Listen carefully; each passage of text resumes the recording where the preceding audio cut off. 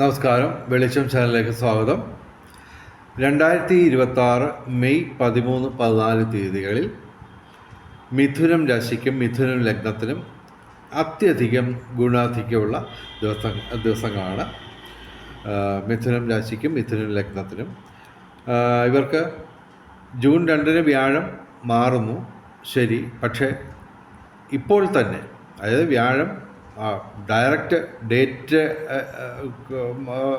അത് മാത്രമല്ല, ഏതാണ്ട് ഇപ്പോൾ ഇനി 2 ആഴ്ചയും കൂടെ ഉണ്ട് വ്യാഴം മാറും. പക്ഷേ ഇപ്പോൾ തന്നെ മിഥുനം രാശിക്ക് വ്യാഴത്തിൻ്റെ മാറ്റത്തിൻ്റെ തുടക്കം കിട്ടിത്തുടങ്ങും.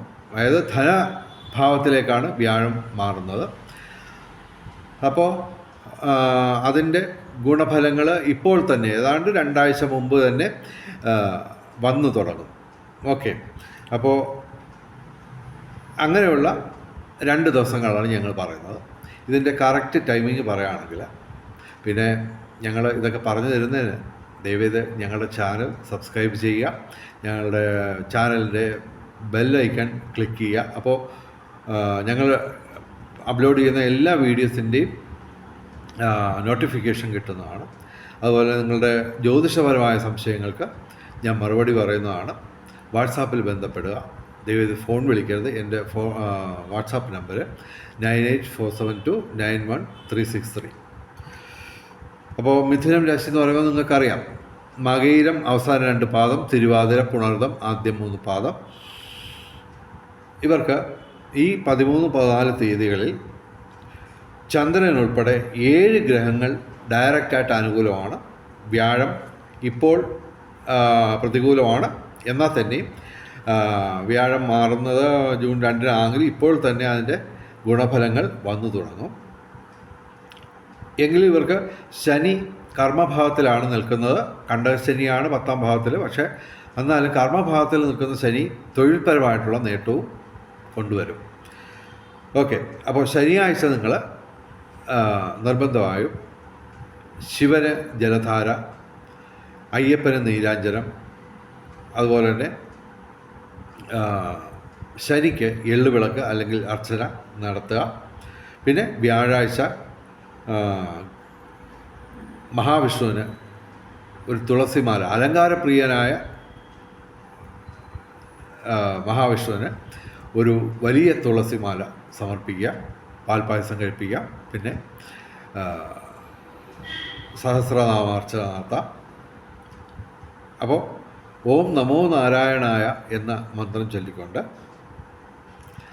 വ്യാഴാഴ്ച ക്ഷേത്ര ദർശനം നടത്തുക. പിന്നെ ഇവർക്ക് എല്ലാ സൗഭാഗ്യങ്ങളും വരാൻ പോകുന്നു. അതിൻ്റെ തുടക്കമായിട്ട് ഈ ദിവസങ്ങളെ കാണാം. ഞാൻ പറഞ്ഞല്ലോ, വ്യാഴം മാറുന്നതിന് മുമ്പ് തന്നെ അതിൻ്റെ ഗുണഫലങ്ങൾ വന്നു തുടങ്ങും.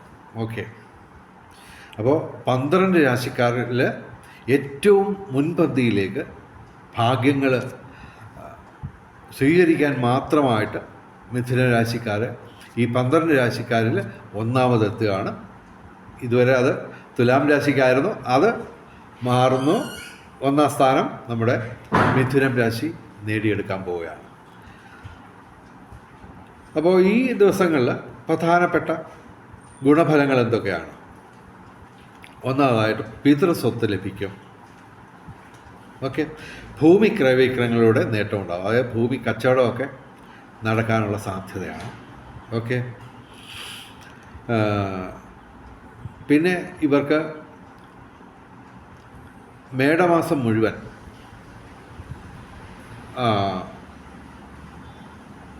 തൊഴിൽ ലാഭം ഉണ്ടാവും. പിതൃഗുണം, സന്താന നേട്ടം. അപ്പോൾ ഒരു കാര്യമുണ്ട്, സൂര്യൻ 15-ാം തീയതിയൊക്കെ ആകുമ്പോഴത്തേക്ക് പ്രതികൂലമായിട്ട് വരും, 12ാം ഭാവത്തിൽ വരും. അപ്പോൾ ഈ 13, 14 തീയതികളിൽ പ്രധാനപ്പെട്ട കാര്യങ്ങൾ ചെയ്ത് തുടങ്ങുക. പ്രത്യേകിച്ച് ഈ തൊഴിൽപരമായിട്ടുള്ള കാര്യങ്ങളും ഭൂമി കച്ചവടവുമായിട്ട് ബന്ധപ്പെട്ട കാര്യങ്ങളും തുടങ്ങി വെക്കുക. കാരണം 15-ാം തീയതി സൂര്യൻ പ്രതികൂലമായിട്ട് പോകും. അപ്പോൾ സൂര്യനും ചൊവ്വയുമാണ് ഈ ഭൂമി ക്രയവിക്രയങ്ങളുടെ ആൾ, പ്രത്യേകിച്ച് പിതൃസ്വത്തുമായിട്ട് ബന്ധപ്പെട്ട. ഓക്കെ, ഇവർക്ക് മേടമാസം ഇനിയിപ്പോൾ 2 ദിവസം കൂടെ ഉള്ളൂ. അപ്പോൾ ഈ ദിവസങ്ങളിൽ ഇവർക്ക് പിതൃഗുണം, സന്താന നേട്ടം ഇവയൊക്കെ ഉണ്ടാവും. പിന്നെ ഇവർക്ക് കലാസാഹിത്യ രംഗത്തും ബൗദ്ധിക രംഗത്തും വിദ്യാഭ്യാസ രംഗത്തും ഉയർച്ച ഉണ്ടാവും. സാമ്പത്തിക നേട്ടം ഉണ്ടാവും. വിവിധ സ്രോതസ്സിൽ നിന്ന് ധനവരവുണ്ടാവും. അതുപോലെ തന്നെ രാഷ്ട്രീയ രംഗത്തും പൊതുരംഗത്തും ഉയർച്ച ഉണ്ടാവും. നിയമപരമായ പ്രശ്നങ്ങൾ അനായാസം മറികടക്കാൻ പറ്റും. അതുപോലെ തന്നെ ഭാഗ്യപരീക്ഷകളിലും സാധ്യതയുണ്ട് ഇവർക്ക്. അപ്പോൾ മിഥുനം രാശിക്ക് നല്ല കാലം തുടങ്ങുന്നതിൻ്റെ ഒരു സ്റ്റാർട്ടിംഗ് ഡേയ്സ് ആയിട്ട് നമുക്ക് ഈ ദിവസങ്ങളെ കാണാം. അപ്പോൾ ബോധപൂർവം, ബുദ്ധിപൂർവം, കൗശലപൂർവം, വിവേകപൂർവം നമ്മൾ ഈ ഗുണഫലങ്ങൾ നേടിയെടുക്കാൻ വേണ്ടി ഈ ദിവസങ്ങളെ ഉപയോഗിക്കുക. അപ്പോൾ തീർച്ചയായിട്ടും വലിയൊരു നല്ല കാലയളവിലേക്ക് മിഥുനം രാശി എത്തുകയാണ്. എല്ലാവിധ ഭാവുകങ്ങളും ഞാൻ നേരുന്നു.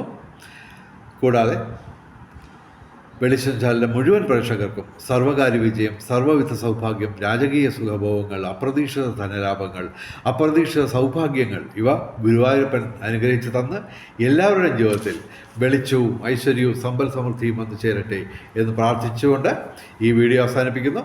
നമസ്കാരം, ശുഭദിനം.